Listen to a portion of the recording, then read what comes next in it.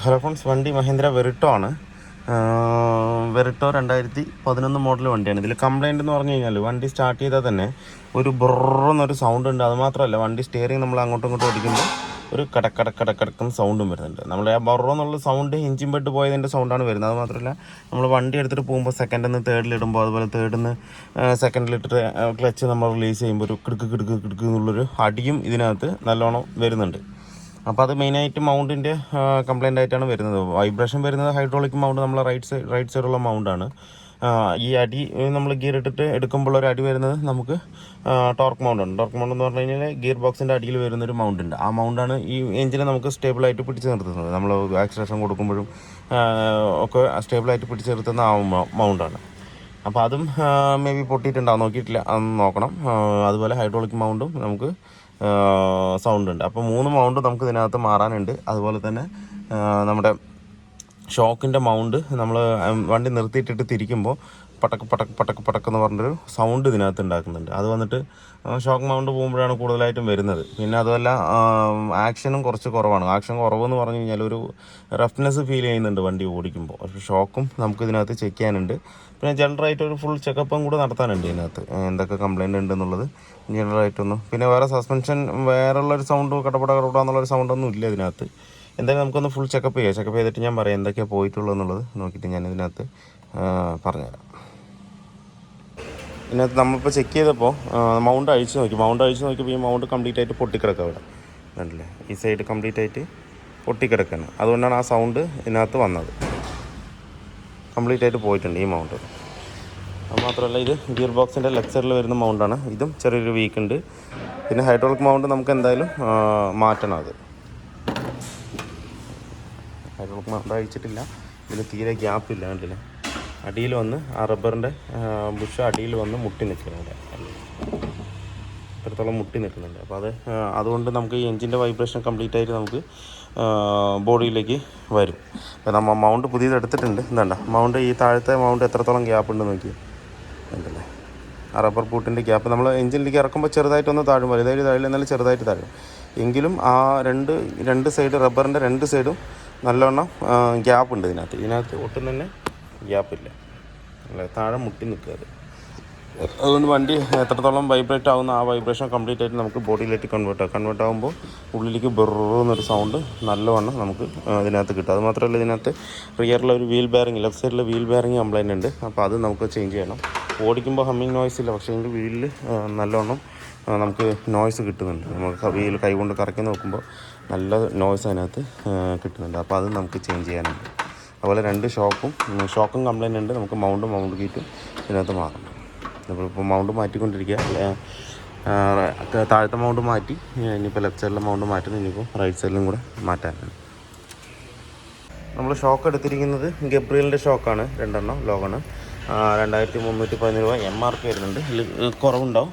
പിന്നെ അതുപോലെ കിറ്റ് നമ്മൾ മാറ്റുന്നുണ്ട്. എന്ന് വെച്ച് കഴിഞ്ഞാൽ മെയിനായിട്ട് ആ സൗണ്ട് വരുന്നത് കൊണ്ട് നമുക്ക് കിറ്റ് എന്തായാലും ചേഞ്ച് ചെയ്യണം. അപ്പോൾ കിറ്റ് നമ്മൾ എടുത്തിട്ടുണ്ട്. കിറ്റിൽ തന്നെ നമുക്ക് ബെയറിംഗ് വരുന്നുണ്ട്. ഇതാണ് മൗണ്ടിങ്ങിൻ്റെ ബെയറിംഗ് വരുന്നത്. അത് ഗബ്രിയലിൻ്റെ തന്നെ നമ്മൾ എടുത്തിട്ടുണ്ട്. 448 രൂപ MRP വരുന്നുണ്ട് കിറ്റിന്.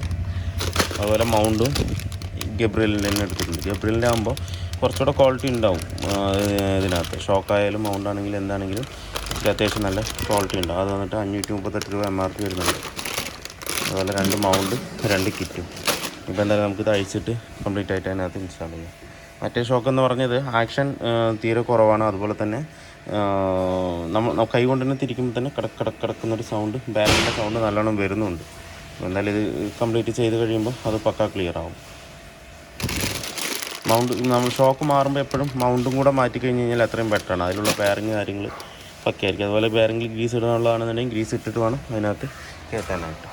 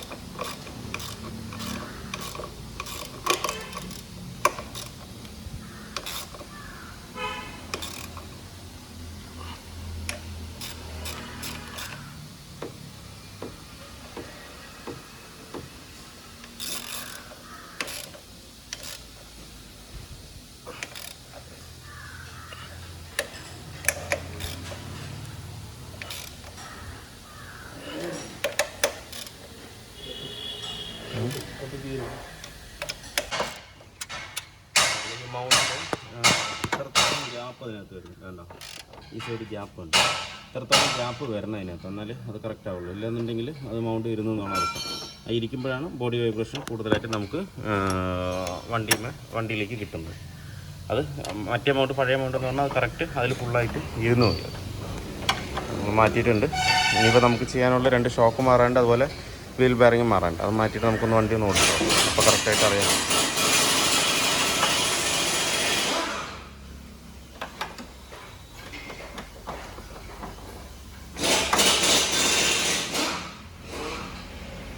കംപ്ലൈൻറ്റും കൂടെ ഉണ്ടായിരുന്നത്, ഇതിൻ്റെ സ്പ്രിങ് ഈ വശത്ത് പൊട്ടി, ഒരു സൈഡ് പൊട്ടി നിൽക്കുമായിരുന്നു.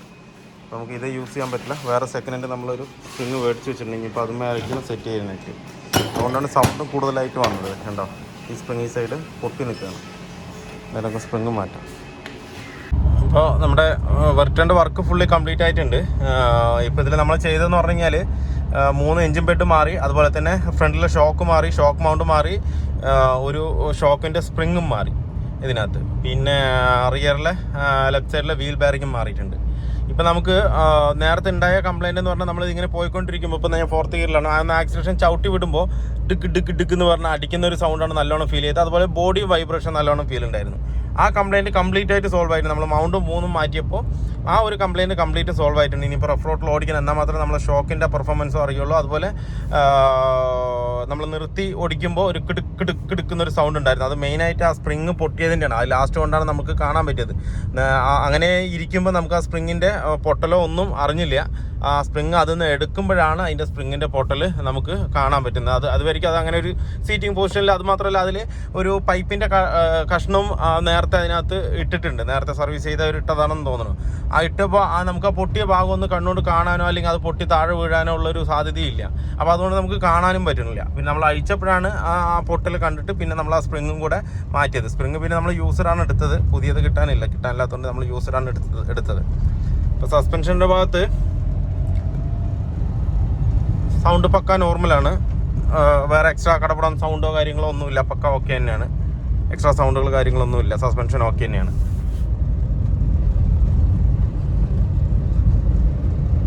ഇനി നേരത്തെ ഉണ്ടായിരുന്ന കംപ്ലൈൻറ്റ്, നേരത്തെ ഇങ്ങനെ ഒരു റഫ് റോട്ടിലൊക്കെ പോകുമ്പോൾ ചെറിയ നോയ്സ് വന്നിട്ടുണ്ടായിരുന്നു. ഇനിയിപ്പോൾ ഉള്ള കംപ്ലൈൻറ്റ് എന്ന് പറഞ്ഞു കഴിഞ്ഞാൽ നിർത്തി ഓടിക്കുമ്പോൾ കടക്കുന്ന സൗണ്ട്.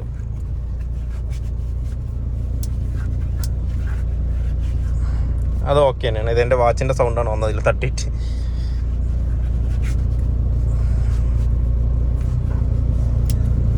അത് ഓക്കെ തന്നെയാണ്.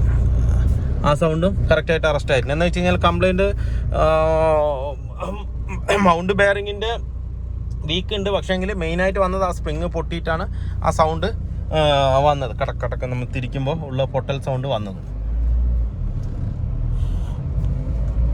മെയിനായിട്ട് ആ വണ്ടി എടുക്കുമ്പോഴുള്ളൊരു ഷിവറിങ്ങും ആ ഒരു ഇടുപ്പും പക്ക പോയിട്ടുണ്ട്, അറസ്റ്റ് ആയിരുന്നു. ഇനി കസ്റ്റമർക്ക് ഓടിക്കുമ്പോൾ തന്നെ നല്ലൊരു ഫീലാവും.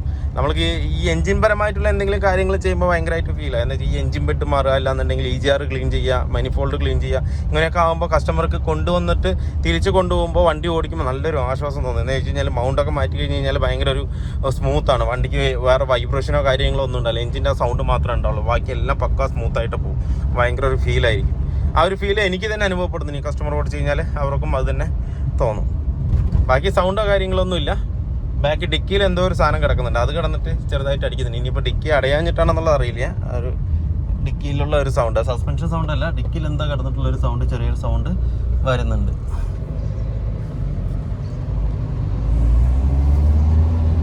ആ ബെയറിങ്ങിൻ്റെ സൗണ്ടും പക്കയായിട്ട്. നേരത്തെയും ബെയറിങ്ങിൻ്റെ സൗണ്ട് നമ്മൾ ഓടിക്കുമ്പോൾ കിട്ടിയിരുന്നില്ല. വണ്ടി വീല് തിരിക്കുമ്പോഴാണ് സൗണ്ട് കിട്ടിയിരുന്നത്. അതും പക്കയായിട്ട് സോൾവ് ആയിട്ടുണ്ട്. നമ്മൾ വീല് ബെയറിങ് സെറ്റ് ചെയ്ത് തന്നെ തിരിച്ച് നോക്കിയപ്പോൾ വണ്ടി ബെയറിങ് സൗണ്ട് ഓക്കെ തന്നെയാണ്. അപ്പോൾ വീഡിയോ എല്ലാവർക്കും ഇഷ്ടമായാലും ലൈക്ക് ചെയ്യുക, ഷെയർ ചെയ്യുക, അതുപോലെ തന്നെ സബ്സ്ക്രൈബ് ചെയ്യുക. സബ്സ്ക്രൈബ് ചെയ്യാതെയാണ് വീഡിയോ കാണുന്നതെങ്കിൽ ഒന്ന് സബ്സ്ക്രൈബ് ചെയ്ത് സപ്പോർട്ട് ചെയ്യുക. അപ്പോൾ മറ്റൊരു വീഡിയോയിലേക്ക് കാണുന്നവരെ എല്ലാവർക്കും ബൈ.